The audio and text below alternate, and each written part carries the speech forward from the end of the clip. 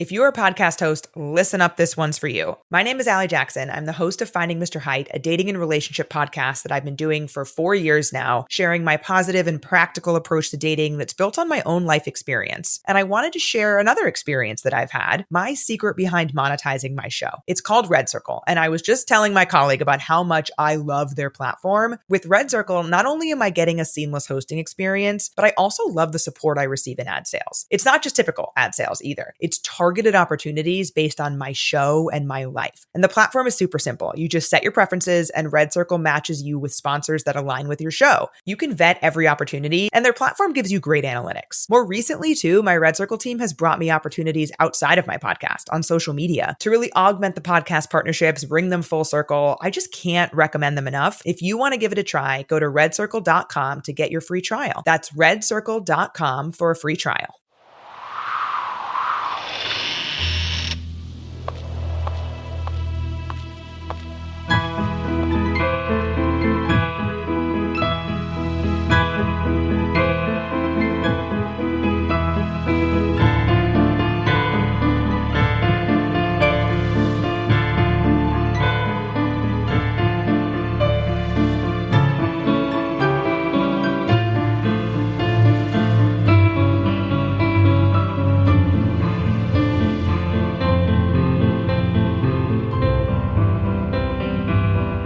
Things with Wings Productions presents the Skylark Bell Fantome Friday.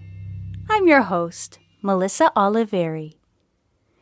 In today's special edition Fantome Friday episode, we will hear an unsettling fictional short story titled My Mother's Ring, written by Erin Lunde. The author of this story, Erin Lunde, writes and reads in Minneapolis, Minnesota, where she lives with her 3 children and husband. She writes flash fiction, poetry, and wishes she could sleep a little more.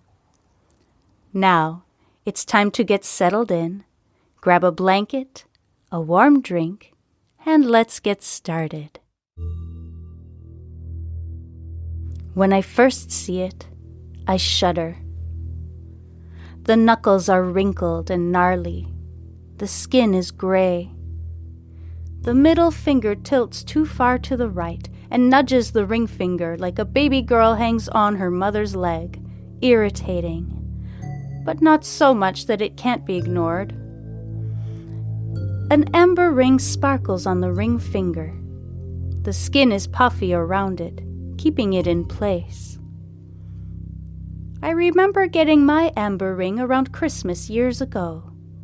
My mother tapped the jewelry case in the antique store. Matching amber rings nestled among turquoise and silver.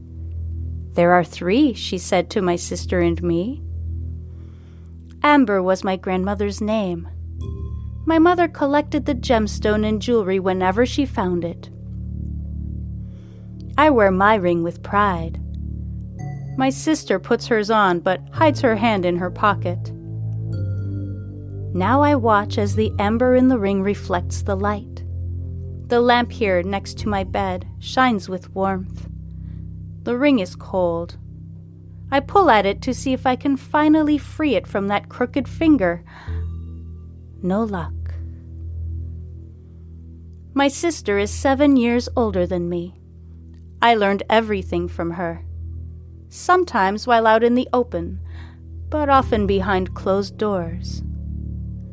I learned to paint my nails and stuff my bra from spying on her from the hall. She didn't speak to me much. She didn't offer to help me with anything. At best, she ignored me. At worst, she ridiculed me. "You look like a bag lady," she said once. I was in 3rd grade. I still wore whatever clothes our mother put out for me. Often, my sister ignored my mother, too. At mealtimes, our mother would sit with us and prod my sister. "How are you feeling about history?" Or, "How about the game next week?" Or, "How is Ryan?" To which my sister snarled, "It's none of your business." Each word poked at my mother. Words like artillery fire, shrapnel flying. My mother's favorite time to cry was while washing dishes. She seemed to think the running water covered the sound. "Don't worry," I said more than once. "I won't be like her." More than once, my mother responded by flicking dishwater at me and scowling. "You're right." I was in high school when my sister achieved her second DUI. My mother answered the phone. "Yes?" She clutched the receiver. Yes, okay," she said. Then, walking through the living room where I was finishing my homework on that Friday night, my mother said without looking at me, "Your sister needs me. I'll be back later." "Okay, can I go out?" My mother flipped her coat around her shoulders. She looked at me then. "No." I slumped. I finished my algebra. My sister came home that night, wet from the rain. My mother helped her out of her coat and ushered her off to a hot shower and bed. I didn't hear her speak from the moment she walked through the door until she left the next morning. My mother, practically hand-feeding her bacon and eggs and pouring her coffee after coffee, murmured to her how much she understood her pain. She pet my sister on the shoulder and arm. My sister downed the hot coffee and shoved herself away from the table. She unstuck herself from my mother and left us in silence. I see the ring gleaming on pale skin now. I've grown so old. There are dark spots all over my hands and face. My hair is thinning. My children are adults, but none of them has given me grandchildren. Grandchildren might keep me young. But looking at this splotchy skin now, I know where I'm headed.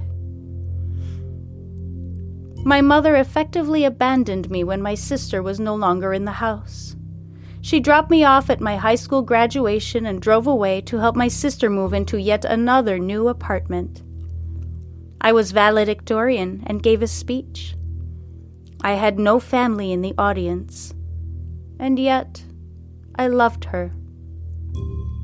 My mother told me time and time again that my sister was special, that my sister needed to be challenged, that she was just difficult sometimes. Even now, as a grown woman, my sister is sullen and needy. She asks, and she always receives. She never wore that amber ring. I didn't see it on her finger after the day we got it. I've never taken mine off. My mother wore hers. She did not mention mine when she saw it, but she did ask my sister where hers was. "I've lost it," my sister replied. She sniffed and turned away. My mother deflated. This was only a week or so after we'd gotten it. She shook her head then and said, "Maybe your sister can give you hers." But I was never asked for it. My sister hardly spoke to me. Just last week, I learned my mother bought my sister a house. Just last week, I learned that my mother paid for my sister's divorce a few years ago. Just last week, I learned that my sister has never done a thing for herself her whole life. Enough is enough, I guess. Now I'm tired and ready to go to sleep. I pull at the ring on that tilted finger one more time, but it still won't budge. I'll try again tomorrow. I lift the hand and place it back in the box. I wrap the gauze around it and close the lid, watching the light dance on the ring. Nighty-night, I say, and tuck my mother's hand back under the bed. Thank you so much for listening. If you enjoyed this short story, be sure to visit Erin Lunde's website at www.erinlunde.com. That is ERINLUNDE.com. Or find her on Patreon at www.patreon.com/Erin Lunde. Both links are also available in the episode description. Be sure to tune in next week for another Fantome Friday episode, where we will tell the true story of Grandma's Goodbye, where the recently departed pay a visit to their loved ones to say goodbye. Before I go, I'd like to thank Erin Lunde for this fantastically eerie story, and Cannell for composing fantastic and eerie music exclusively for this podcast. Once again, thank you for listening, and we'll talk to you soon.